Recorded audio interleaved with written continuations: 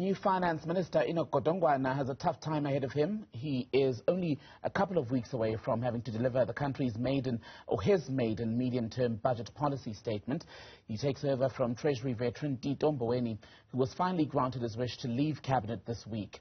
The new minister has to stabilise South Africa's alarming debt-to-GDP ratio, record unemployment and inequality gap that the government has so far failed to close. Godongwana is already embroiled in controversy over his involvement with a company that disappeared with textile workers' pensions about 10 years ago. The South African Textile Workers Union being quoted overnight as having said that Godongwana has paid back what he owed from the scandal.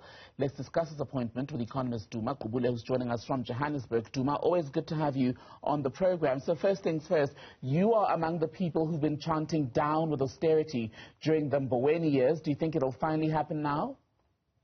Yeah, well, I've been hearing some noises from the new Finance Minister, Enoch Godongwana, that there has to be a paradigm shift in terms of economic policy.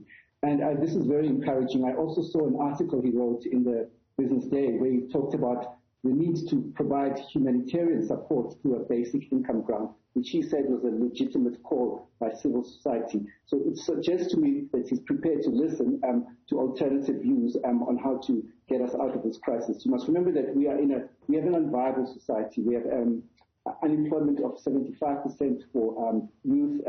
We've got unemployment for black Africans of 48%, and 51.5% for black African females, 50% in Limpopo and the Eastern Cape. And we had about 10 million people who went hungry in April and May, according to recent survey. And if you look back from December 2008, unemployment has been increasing every year from 5.9 million unemployed to 11.4.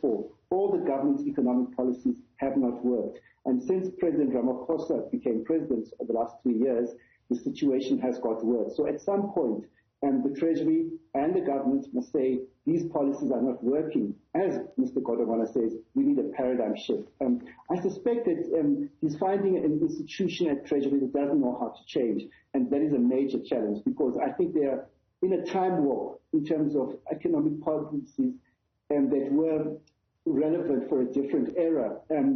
There's been a revolution in terms of how people understand economic policy in the rest of the world. For example, in the wake of the crisis, the four central banks, the European Central Bank, the Bank of England, the Bank of Japan, and the US Fed, they printed $10 trillion to support their economies.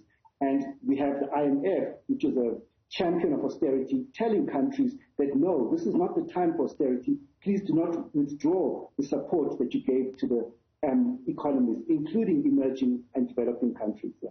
Interesting that you referenced that piece in the Business Day, I believe it was, where he was saying, as a country, we have a social responsibility to take care financially of the poorest among us. But a full reading of that piece also suggested that he does not believe that it's something that can be done in the immediate term, which is very different from what you and other activists in the social care space have been saying about a basic income grant. Well, I talked to him and he seemed to support it, and he said that, you know, when he didn't know he was going to be in Treasury, he said that we have to get Treasury to agree to this income, what he calls income support for people between 80 and 59.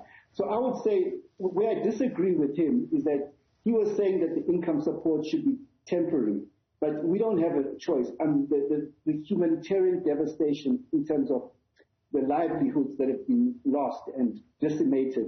We can't have this basic income or income support as a temporary measure. So many of us, they've been costed proposals how to implement this permanently. At the last count, there's about more than 10 reports which explain in detail how this can happen almost immediately at Tembekile. And I have to say that we are in this fortunate situation right now where the government has got swimming in excess cash. In March, they had cash of 292 billion rands, and the latest statistics show that tax collection has been way above previous because of the commodity boom. So this is a once-in-a-generation, and it's a once-in-a-generation opportunity for us to change the trajectory of our economy, which is deeply disappointed since 1994. Let's be honest, Tembekile, the ANC government, I grew up in the ANC family, has betrayed the promises and dreams of our liberation since Nelson Mandela became president. And if we can't accept, if this crisis doesn't force us to make a change, I don't know what will make us make a change. So based on that then, Enoch Godongwana comes well from within the ranks of the ANC. He's the head of its Economic Transformation Committee. How much can one individual at Treasury as the political head do by way of economic policy and doing it in such a way that it effects actual change in the lives of South Africans, whether it be in business, the middle class and the poor? I think what people should understand is that the Treasury has been elevated to a super ministry, and it determines the fates of every other department. If Godongwana has the ear of the president and he can convince him that, the policies that Treasury was pursuing are doomed to fail. I mean, there's no way that you can implement austerity, 265 billion rands of cuts during the deepest crisis in a century and expect it to end any other way except a disaster. So I would expect him to, the policies of his predecessor, Mr. Mboweni, I would say they're very extreme. They're out of date, out of sync with the mainstream economic policy views in the rest of the world. And I think what I said to Mr. Godongwana is that if you can be less extreme as your predecessor, you could become a great finance minister. And you could listen to alternative voices in civil society. We've come up with a lot of solutions to address our economic crisis as a country.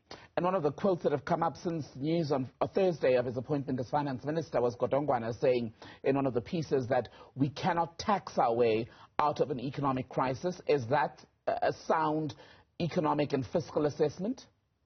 Yes, it's a sound assessment because I read the budget reviews and the government has tried in the past to tax.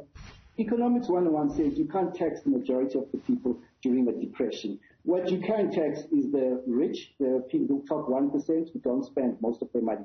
But the majority of South Africans, we can't tax them. It makes no sense according to basic economic theory. And especially, we can't tax the majority of people to pay for a basic income grant, for example. What then of the cloud against him or around him, the issue of the textile workers' pensions? In 2012, he eventually had to resign as Deputy Minister for Economic Development because he had links to a company that had taken people's pensions. 100 million rand or thereabout was then subsequently lost when that company was liquidated without having repaid it. We was reading this morning, Saktu, according to News 24, saying, well, Godongwana has done right for his part and repaid based on an agreement for what he was liable for. Do you think that renders the matter closed, and will this likely, alternatively, come back to haunt him in the long run? Well, personally, I don't remember the details of what happened, although at the time I was advising Minister Patel and I used to meet him quite a lot. But I think we should close it for now because the explanations I heard from Saktu seem to close the matter, and that's my personal view, but I may be wrong. And more broadly, Duma, the medium-term budget policy statement is coming up now in a matter of weeks, essentially. Is there enough time for Godongwana then to move swiftly to make the social policy changes? He's big on infrastructure development as a key economic driver. Does he have the space, or will we have to wait for bigger budget day in February 2022? Well, the medium-term budget doesn't change policy. It just sets policy direction going forward. So it tells you what's going to happen in the February budget. So what I would like to see based on the article in Business Day is to prioritize both the humanitarian relief that we need in terms of income support for people who are starving and people who are unemployed, and also to build back our economy through infrastructure. And Tembegile, the government talks about this economic recovery plan, but they have allocated 4 billion rands only towards their own 100 billion rand infrastructure fund. And then the president in April last year said he would allocate 100 billion rands towards job creation, but they've only allocated 22.6 billion. So if you see what Mr. Godongwana was saying, he says we have to increase our scope of our public and our expanded public works program. And I've been looking at that recently, and it's very small. It seems to be a well-run program. We spend about 3 billion rands a year, and we create about 500,000 full-time equivalent jobs. I think we should restructure this expanded public works. We could perhaps bring it outside of government to have civil society oversight.